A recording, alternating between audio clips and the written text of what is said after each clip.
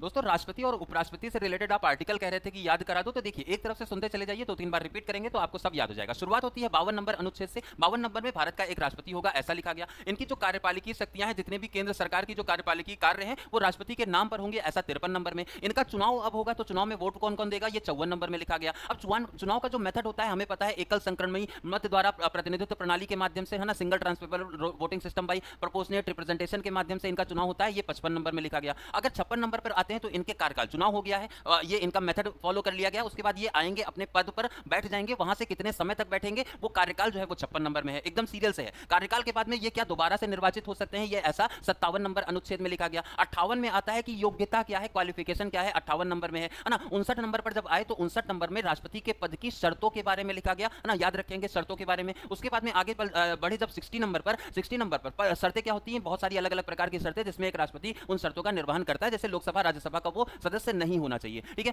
60 number पर आता है तो शपथ वाला पॉइंट हो जाता है। शपथ ये जो ग्रहण करते हैं, सीजीआई उसको एडमिनिस्टर करते हैं, वो 60 नंबर में आ जाता है। 61 में महाभियोग होता है। महाभियोग में जो वोट करने वाले लोग हैं वो सारे के सारे एमपी होते हैं लोकसभा और राज्यसभा के, ठीक है। 62 नंबर में राष्ट्रपति के पद अगर रिक्तता होती है तो चुनाव का जो समय है उसके बारे में लिखा गया। 63 नंबर में भारत का एक उपराष्ट्रपति होगा, ऐसा लिखा गया है। सिंपल सा आप ये याद रखेंगे। राज्य परिषद के अध्यक्ष रहेंगे, ये राज्यसभा के हमारे अध्यक्ष भी रहेंगे, उपराष्ट्रपति एक्स ऑफिसियो चेयरमैन रहेंगे, ऐसा 64 में लिखा। 65 में अस्थायी रूप से ये राष्ट्रपति के रूप में भी काम करेंगे, अगर जरूरत पड़ेगी, तो ये 65 में लिखा। 66 नंबर में लिखा है राष्ट्रपति उपराष्ट्रपति का चुनाव कैसे होता है। 67 नंबर में लिखा है चुनाव हो गया तो इनका कार्यकाल कितना लंबा रहेगा।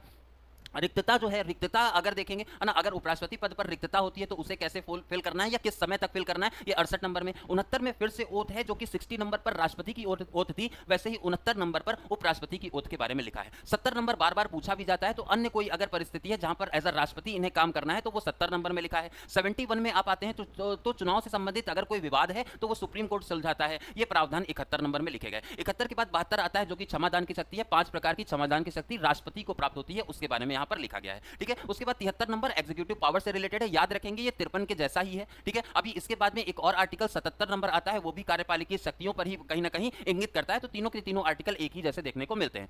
उसके बाद में 74 नंबर आता है, तो राष्ट्रपति को सलाह देना मंत्रिपरिषद करेगी। 75 नंबर में नियुक्ति और बाकी सारी चीजें आ जाती हैं राष्ट्रपति की सलाह पर, आज हम लोगों ने क्लास में भी इनको डिटेल में डिस्कस किया था। 76 नंबर पर आते हैं तो ये अटॉर्नी जनरल, भारत के अटॉर्नी जनरल के बारे में प्रावधान है। 77 नंबर वही एग्जीक्यूटिव पावर से रिलेटेड हो जाता है। प्रधानमंत्री का दायित्व 78 नंबर में बताया गया। 123 नंबर ऑर्डिनेंस अध्यादेश से संबंधित है, और 3 और हैं, 352, 356, 360। ये तीनों क्या है, कमेंट सेक्शन में आप कमेंट करिएगा, और इसी तरह के इंपॉर्टेंट अपडेट के लिए बने रहिए हमारे साथ सिलेक्शन गाइडर पर। नमस्कार।